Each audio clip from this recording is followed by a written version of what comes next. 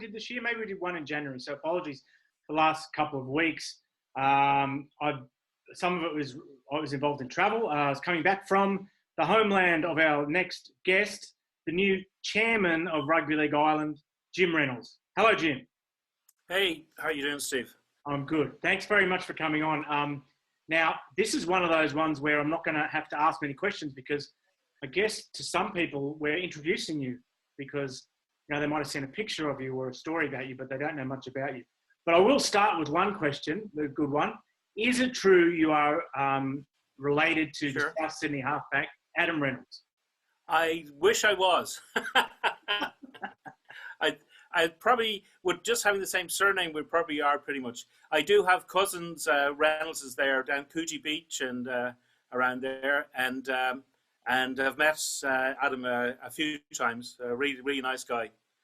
But no, I don't think we're terribly related. But I leave it blank anyway. Just I'm a big fan of his anyway. Yeah, if you go back far enough, you probably are. So I guess as I said, that's the only. Oh, indeed, of course. If you that's the only tricky question I've got.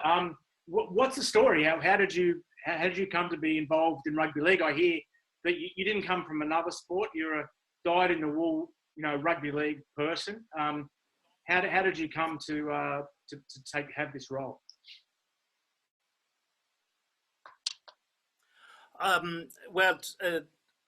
Not a direct route at all.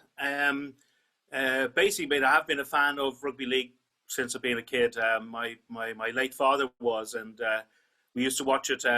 Used to get a lot more coverage on BBC. It was on sort of every Saturday and that. And so I'm showing my age, but the days of Eddie Waring and all that was good. So anytime rugby league would be on TV, I definitely would be watching it. I just, as a kid, it's just a very exciting form of sport. At that time, rugby union was amateur, even at the international level, and those were muddy and slow games, so it wasn't the greatest spectacle in the world. Whereas league was, the likes of Martin Ofaya and that kind of stuff would just light up the TV in a few seconds, so it was a bit more attractive. I liked soccer as well in that, but unfortunately, you never got the opportunity to play league. It just wasn't played in Ireland at the time at all. But how I got this role, with the three boys here in Galway, and my eldest guy, I'll go back a bit. We were living abroad for about 20 years, so I'm back in Ireland about 5-6 years, and he always was, liked the idea of rugby and that. So, but we were living in Bulgaria at the time, so not a lot of rugby there at all, bar the sort of international team and pub team. So I wasn't going to put my 12 or 13-year-old playing with some lads from pubs. But as soon as we got here to Galway, where my wife is from, he joined up with Galwegians, the local union side. And really, after we were only here about 2 years, I just saw something on Facebook from the Galway Tribesmen rugby league side saying they were looking for young lads to join. They were hoping to get an under-19s team together. So I showed it to James, and he said, "Okay, well, go along." And about 4 or 5 lads turned up, and it kind of ended up that they just couldn't get enough to get a team together. But James really liked the training and all that, and over in Australia, I had brought him to a couple of rugby league games, like the Doggies against the Rabbitohs and that kind of stuff. So he had some exposure to the game, and he asked, would it be okay if he continued training? So his big thing was to keep fit during the summer kind of stuff, and so they said yeah, and he was kind of holding his own with the lads there. So the following season, he was only dying to get back into league, and kind of really it's a case of, whereas before it was like the summertime league to keep fit for union, it's kind of twisted about a bit now, but and really I was just I suppose my face was becoming familiar being on the sidelines, and James got to trials for the Ireland under-19s team when he was 17, and he got on. So I got to know a few of the the senior coaches and that, and really that was it. I mean, I wasn't involved in any admin or anything like that, except for locally here with the tribesmen. I volunteered to be sort of a chairman as such, but not a lot of activity to do with it. But anyway, the AGM for Rugby League Ireland was coming up there last December, and I think they were kind of thinking, look, we need somebody who's got a bit of maybe chair experience, which I had at various companies around the world, some business experience, and somebody that would sort of be seen to be objective and neutral, if you like, not particularly affiliated with any one club, although the tribesmen was obviously, I would say, would be our home side. And so, I said, okay, put my name down. Before that, I wanted to really find out, I mean, how much time commitment was involved. And they were very honest and said, look, there's a lot to be done. We've a lot on our plate. There's a lot of stuff from Sport Ireland, as all NGBs have to comply with. And there's a big thing for the end of 2021 on like things around governance and all that kind of stuff. The things that are, all the off-field stuff that's pretty boring, but it's really necessary. And they said, look, this is going to take at least 20 to 30 hours a week for at least the first 3 months. So happy enough, I'm sort of semi-retired. So I said, yeah, okay, that's great. That's a nice, I have a hole there to fill. And so I've really thrown myself 100% into it. And so it's like fundamentally it's a game I really love.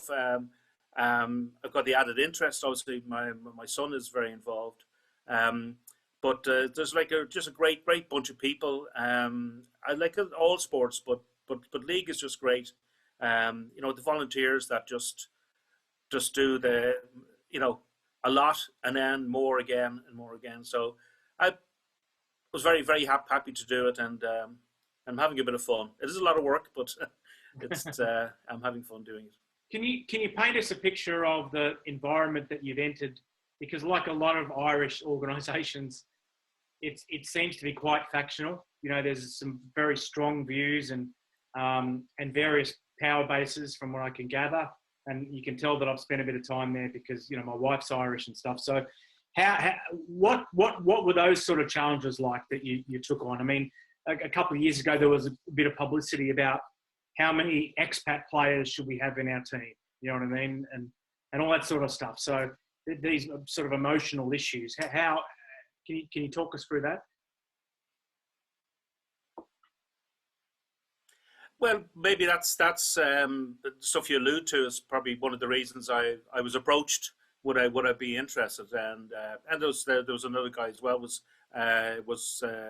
interested in doing it, but I ended up winning the vote. But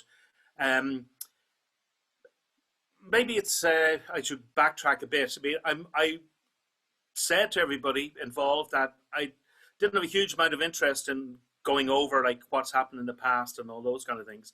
And if you look at the organisation, it was run by volunteers who are from the clubs. And being from the clubs, obviously, their main interest is their club, and it's very hard to leave the cap or the shirt of your club at the door as when you walk into the boardroom. And I think perhaps there's been a bit of that. Being volunteers as well. I mean, these guys or ladies have been, got a day job and then having to do a couple of hours here and there to try and keep the organisation going and keep it organised.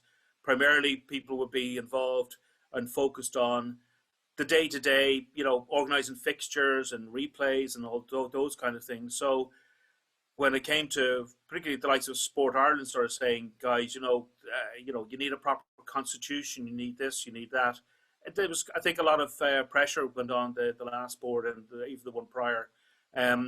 So in those kind of situations when people are starving of time, they are strong personalities, and as in any sport, it tends to be the strong personalities get their voices heard and stuff. So it would be wrong to kind of colour it that it was like a sport that was tearing itself apart or anything like that. It was far, far from it. And to answer your question as like how I've dealt with it, to be honest with you, I really haven't had to deal with it because we've a big agenda of things to do. We've got those marked out, and I have not, hand on heart, have not come across any kind of push or pull from different people. The first thing I did do was to phone everybody who had been on boards or were involved in different ways. The head of the match officials, etc., and really sort of laid out who I was because, as you said at the beginning, maybe a lot of people don't know who I am, but I put in like what's my experience, and so my experience in business and that has been very much going into situations that were not ideal. My last stint was in Eastern Europe, trying to modernize what was the last phone company to be privatized. And the first thing we had, obviously the investors were American investors, and they wanted everything done in the first 3 months, and we inherited 23,000 people, and we only needed 2.5. So you can imagine the amount of push me, pull you, and things you have to do to try and get people to believe in you and understand you and stuff. So maybe I'm not trying to make light of it or anything like that, but I think when you've got a task to do and you point out what those tasks are, there's nobody who's trying to swim in the different direction here. Everybody wants the same things at the end of the day. Number one is we want success on the field, and people involved can see that in order to do that, there's a lot of off-field stuff that needs to get done as well. And that's basically what we're at. That's when you're busy, you don't have a lot of time to be thinking about things that are not really conducive to progress, really. There's a World Cup, or we still think there is at the end of this year. How far advanced are you in planning for that? As far as I believe, the coaching appointments are finalised, are they, or they have been announced? They're final for this year. Oh anyway. Yeah. They have been for a year. Yeah. So the selection policy, is that crosses your desk? Does the selection policy cross your desk, or is that down to the coaches? Or the selection is down to the coaches, and I haven't brought in any agenda or anything like that. I have been involved in some other sports many years ago, kind of stuff, and I quickly learned that if coaches live or die by what their on-field results are, they have to be the people who are making the selections. And I haven't seen any issues at all yet. The coaching team is there. They've been very, very busy. I must say the Rugby League World Cup 2021 grouping, they're extremely helpful. Really an absolute pleasure to deal with. We've got our own personal portals and all that kind of stuff that makes the whole planning thing very, very easy. So we have all our plans laid out. We've just signed off, and the kit design and all that kind of stuff has got approval for. So the pathway to playing the first game is very well set out, very well planned, and has been in train for quite a while already. Now, as regards the who's got to be on the pitch, the coaches have a pretty good idea, I think. They haven't shared anything with me, and at this point in time, that's their concern. Obviously, things can change as regards guys getting injured, etc. So there are some guys who are being targeted, obviously, to try and attract them onto the team, and we are also looking at the guys domestically here as well.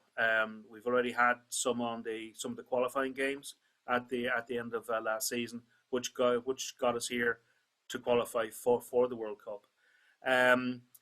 As regards the I presume you want an answer to the question as regards the thorny one, which every sport has, about do you have quotas for domestic players, etc., etc., etc. I mean, that'll be a perennial thing.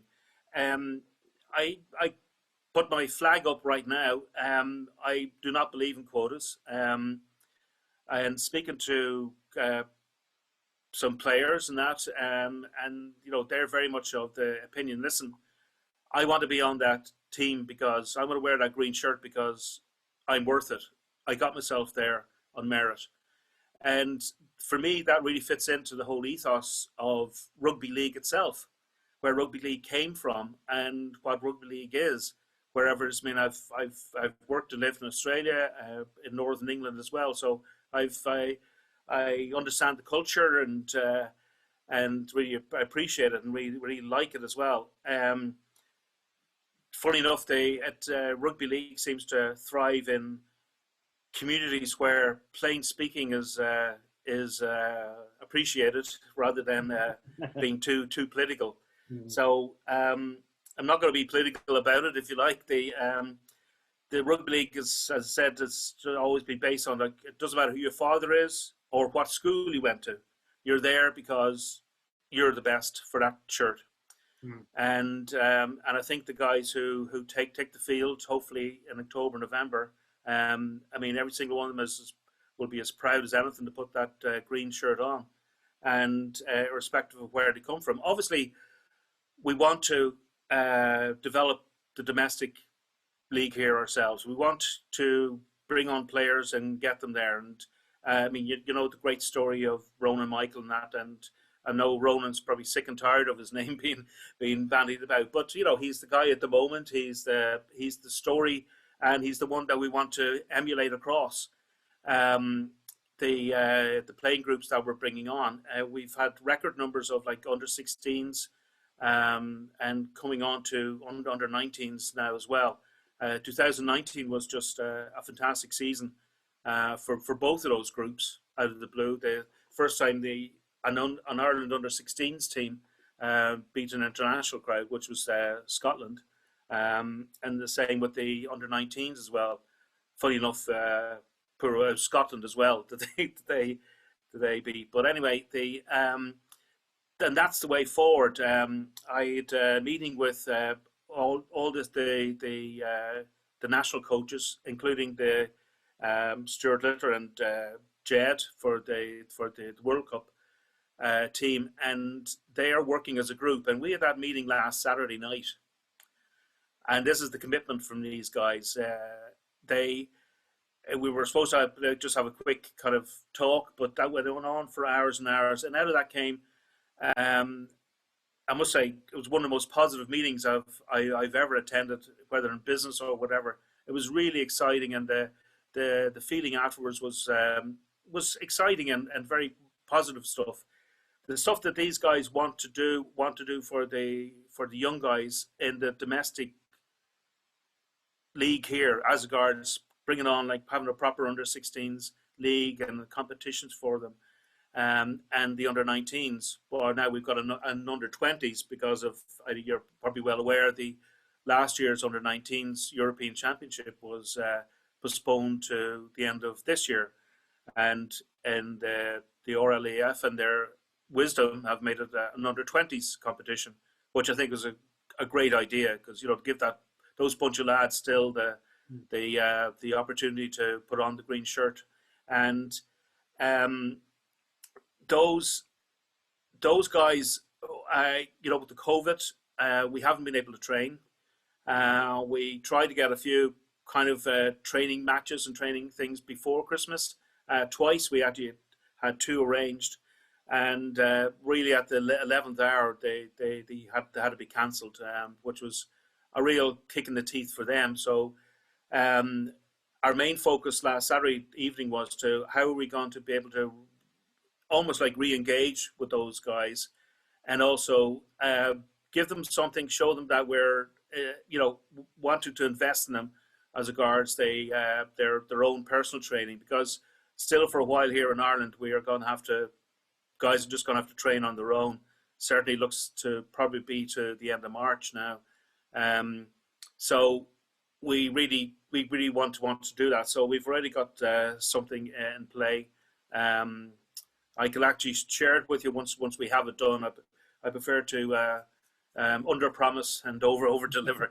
So, but we've got a particular plan in place for them, and it's something it's not just for them. It'll roll out to the under-16s and to the what we call our clubs, our domestic clubs team as well.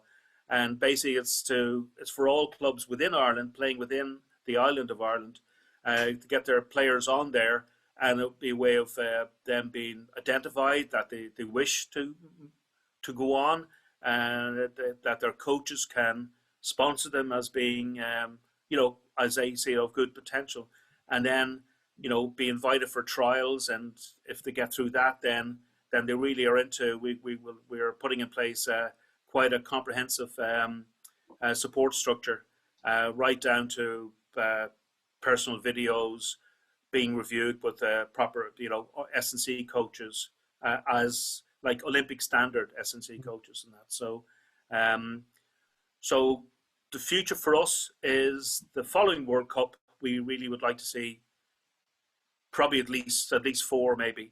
I'm not saying that's not going to be a rule, but they would be really. We want to get guys up to that level, and the international game is a professional game. Are these guys? We don't have a professional league here at home.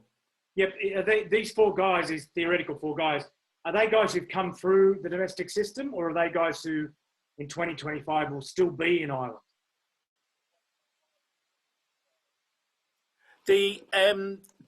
Well, that's just what I was trying to get onto there. Is that the international game is a professional game, so you need to be playing at that level, at professional level. We don't have a professional domestic league yet. Sometime in the future we may do, but we have to build up the numbers. But we have to look at pathways to getting these guys with potential, who've proven potential, to get professional contracts, be that the UK, Australia, or wherever, and then they have the wherewithal from the professional point of view, rather than training once or twice a week. You're training once or twice a day, and along with the skills acquisition as well, of course. So I would say that probably those 4 guys, or whatever they're going to be, would be guys playing somewhere in the world under professional contracts. Can I ask you about the question of professional clubs in Ireland playing in the English competitions? Like, it's been mooted over the years. It was an early part of Super League, just the book I'm working on at the moment. 1996, they were saying we're going to get a team in Dublin, and there are big population centres without full-time professional rugby union teams in Ireland. What are your thoughts on that? And do you see it as part of your role, or is that the role of entrepreneurs and businessmen to come up with these franchises, and it isn't anything to do with you? What are your thoughts? I would see it as being more to do with us as regards the governing body than not. To get a professional team, they have to be affiliated with some organisation, and within Europe there is a governing organisation. So the quickest way for a professional grouping to get themselves accredited, I suppose, would be being with ourselves.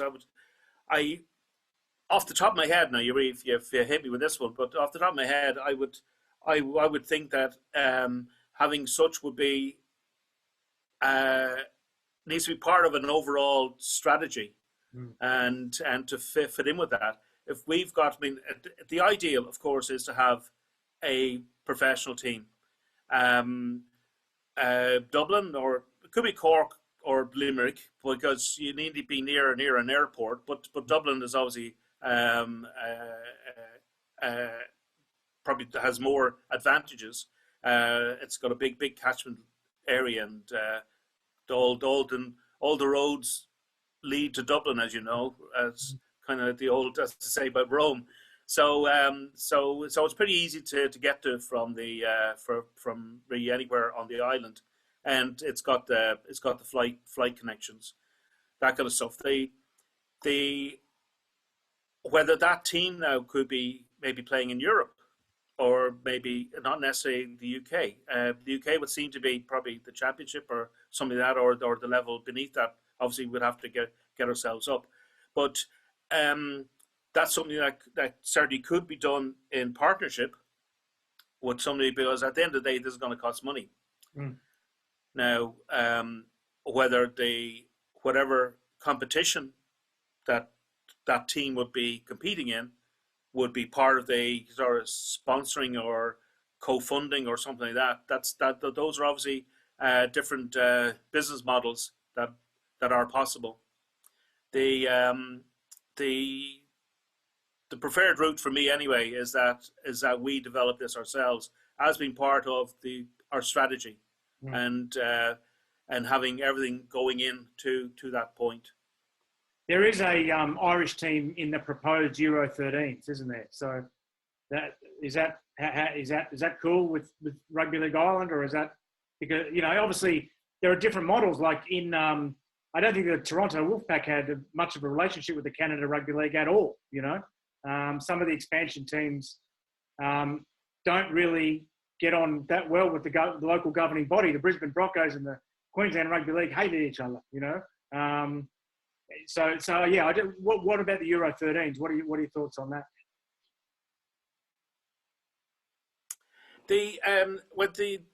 A European competition is obviously an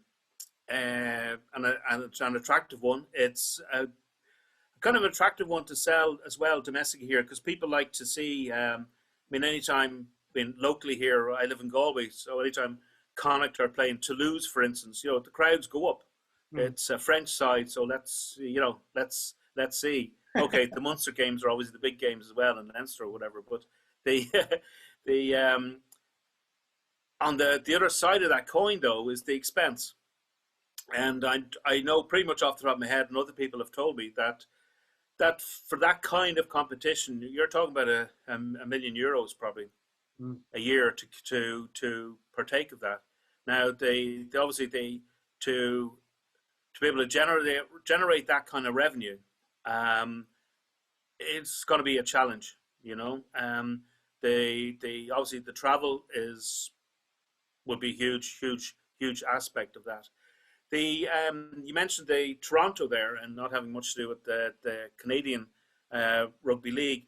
The Toronto were very much a commercial enterprise, and I think if things are just purely a commercial enterprise as regards sport, it lives or dies by its profit.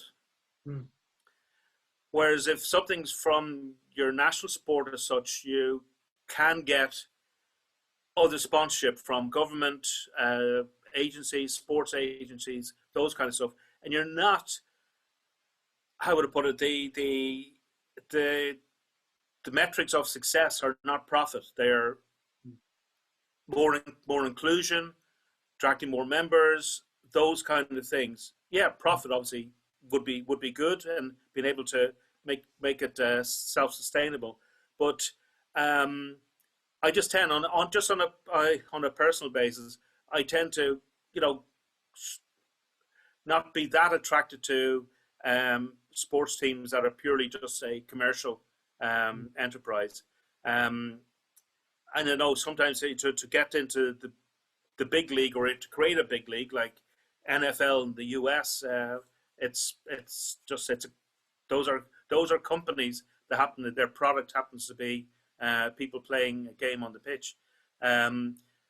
Here in Ireland, and certainly for rugby league, for the foreseeable future, for the horizon that I can see at the moment, is that we need to build up players here. We're obviously a really minority sport, and we have, apart from the other countries that have got difficulty getting rugby league up, we've got Gaelic football and hurling, like number 1 and number 2, and then you've soccer, then you've got rugby union stuff. So even field hockey has got more than we have. So So we've a way to go.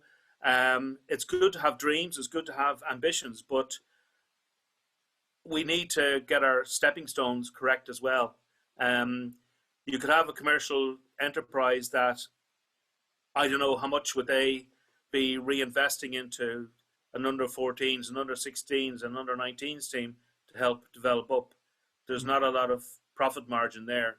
You're more, I would think, maybe buying in talent, selling talent, and that's maybe not the way. Personally, that's a personal note that I particularly would like to go. Last question there, Jim. Thanks for your time. And by the way, if you're watching on YouTube, there's a subscribe button down there. The relationship with rugby union. What is it good? Is it bad? Is it indifferent? Are they nice to you? What's the situation there? I would imagine that's from what I can see so far, it's very much on a localized basis. There's been no kind of official anything between me and the IRFU as yet, but I definitely would like to have a conversation with them at some stage, because I see great synergies. There are tremendous synergies as regards the sport itself. The direction that the union is going more in the direction of league. I think that not to be too simplistic about it, but when you're looking at the tackle height and that kind of stuff, the whole thing about offloading and those skill sets that are fundamental to rugby league are getting to be more important in union, and you can see that particularly in Australia, your home country. I mean, guys are pinging over and back between the two codes all the time, almost as if it's nothing, and each of those players, for each move, they improve. They're a better player, and I don't, and I'm certainly from an angle, I certainly don't see us being in competition. I would see it that there should be there is a natural synergy, and also time-wise, really being our league starts when their league finishes. So competition-wise and all that. Now, the only potential downside I could see, maybe union guys would say, well, we don't really want our players, playing 12 months of the year. I think maybe talk to your players as well. But what I see, a role that league has is there's particularly from academies with union here, talents brought in, guys of 14, 15, 16, and almost like at 17, 18, 19, they're being kind of let go. And particularly guys of that later teens kind of age, they tend to be lost to rugby. It's whether it's just a case of I feel a failure, or I did my best and I've been rejected, or they don't particularly want to go back to their club with their tail between the legs. You're a reject from whatever. And I think it's just a terrible pity for a union that those guys don't go back to a union club. But there's a path to putting on a green jersey with league. So I would see, and my approaches with union would be to that end, that we can help them and they can help us. I think we can work together. Certainly locally, I know with the Galwegians here and Corinthians, there hasn't been any kind of issue as regards any of their players playing with the tribesmen here in Galway. I haven't been in the job long enough to know if there's any kind of issues in the provinces. But certainly that's where my angle. That's where I'm coming from. Well, we know I was really surprised when I first went to Ireland to see a beer called Galway Hooker, and so it had many meanings to me, but none of them was beer. So maybe you can get them as a sponsor. Thanks very much for your time, Jim. Really great to speak to you. And if people want to find out about Rugby League Ireland, thank you. Are there places people can go to kind of find out more about Rugby League Ireland? Yeah, we're actually one of the first things we set in place. We've got a full team of 5, actually 6 guys in a new grouping committee as such, whereas they're basically doing media, but they're marketing and communications. So they've been since about the first week in January, been working on a new website, which we hope to launch within probably 10 to 14 days. Okay. So the current website has had its issues. Has been quite a clunky thing, very difficult to update. The new one will be a lot more zesty and stuff, and we will have how to join a club, which clubs are available, all those good things, including our history and past games and all those kind of good things. So watch this space, but rli.ie. Thanks, Jim. I really appreciate your time, and good luck with everything you're doing, and stay in touch. Thank you very much. It's been a pleasure. Thanks for having me on.